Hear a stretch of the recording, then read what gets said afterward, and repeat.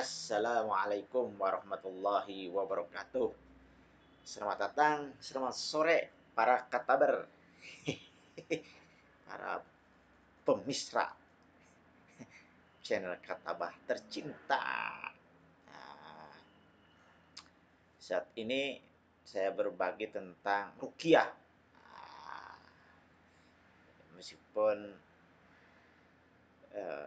mungkin saja banyak orang yang tergantung atau tidak pede, tidak merasa berkemampuan untuk meruqyah diri sendiri. Tetapi dalam saat-saat tertentu, kondisi-kondisi tertentu, kadang-kadang kita dihadapkan dengan kondisi yang mengharuskan kita melakukan ruqyah.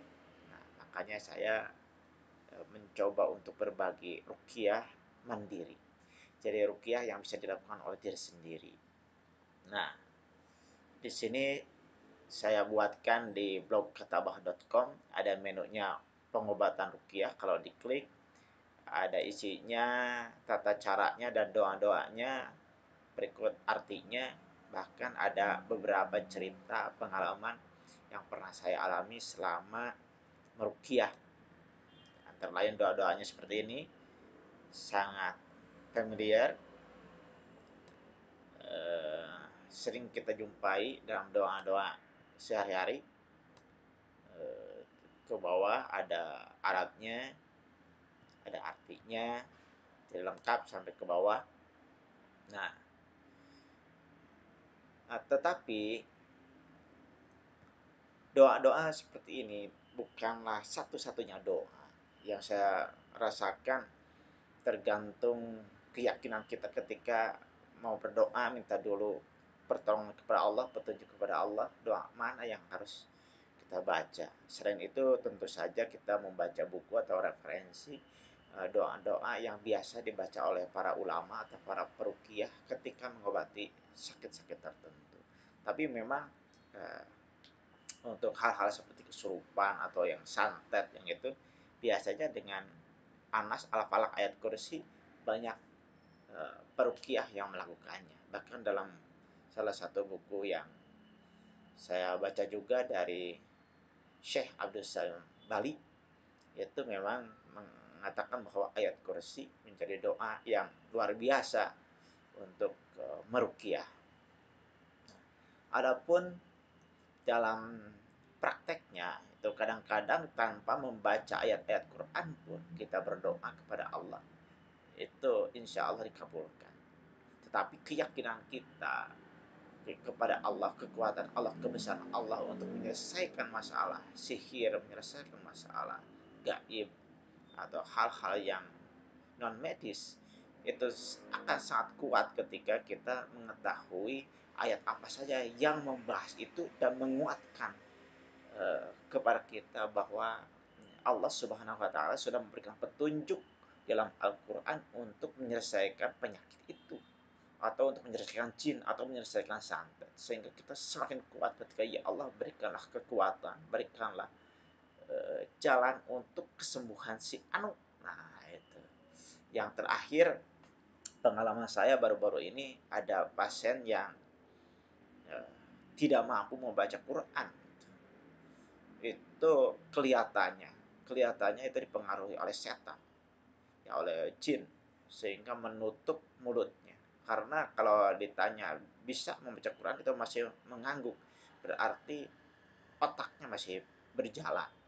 Karena setahu saya jin itu akan menyerang ke otak sehingga akan mengendalikan organ-organ yang lainnya.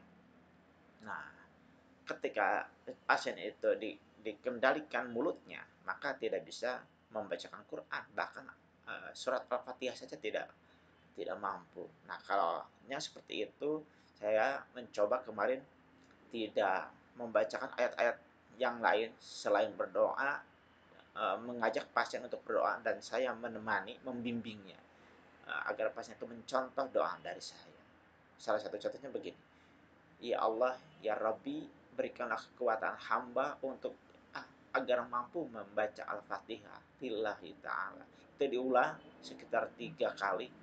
Ternyata Alhamdulillah pasien itu diberikan kekuatan oleh Allah untuk membaca Al-Fatihah. Setelah itu saya coba dengan ayat yang lain atau dengan surat yang lainnya yang pendek-pendek saja. Bahkan terakhir itu saya baca, saya anjurkan untuk membaca pasiennya itu Al-Baqarah ayat 3 ayat terakhir, yang lillahi ma fis samawati itu.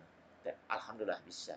Nah, hal-hal seperti itu memang kita jangan sampai ketika membaca satu ayat ruqyah kemudian tidak ada reaksi. Yang lebih baik di pasien kita merasa putus asa, merasa kita kalah, merasa doa kita yang tidak dikabulkan. Tidak begitu juga. Karena ketika membaca ayat kursi panjang berkali-kali itu tidak menunjukkan reaksi yang signifikan, yang kentara itu. Jadi tenang saja pasien itu malah tertidur gitu.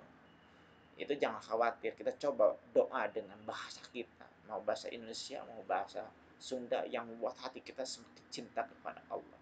Dan yang saya pegang itu, sembuh itu bonus, itu apa, dari yang sering pesan yang sering didengar dari Ustadz Danu itu, yang saya pahami, yang saya tangkap, bahwa sembuh itu bonus, sementara kita berdoa itu karena kita diwajibkan untuk berdoa kepada Allah, mohon pertolongan kepada Allah, mohon ampun atas segala dosa kita yang menyebabkan penyakit itu menyerang kita, atau mohon diberikan petunjuk agar kita mendapatkan solusi untuk kesembuhan itu.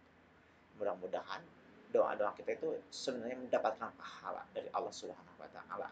Kalau sudah begitu, kita berharap Allah sudah suka kepada kita. Allah suka karena kita memohon kepadanya. Allah suka kepada kita karena membaca ayat-ayatnya. Mudah-mudahan Allah berkenan mengabulkan doa kita atas kesembuhan penyakit kita atau penyakit yang uh, diderita oleh pasien yang kita sedang ruqyah. Begitu berbaginya. Selamat berjuang di dunia, di dua dunia. Kadang-kadang ada orang yang menganggap hal ruqyah atau kesurupan atau gangguan-gangguan ini itu seakan-akan terlalu mistis gitu. Tapi nggak apa-apa.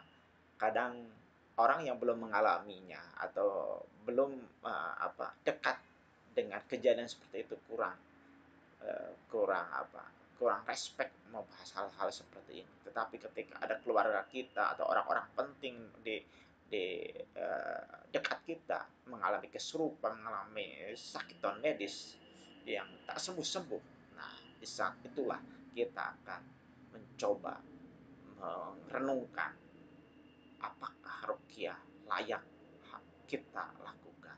Begitu bagi saya, ruqyah adalah doa. Doa mau dikabulkan atau tidak, yang penting yang baik saya lakukan karena Allah. Insya Allah. Semoga teman-teman semua diberikan kesembuhan, keluarga yang sakit atau tetangga yang sakit diberikan kesembuhan juga.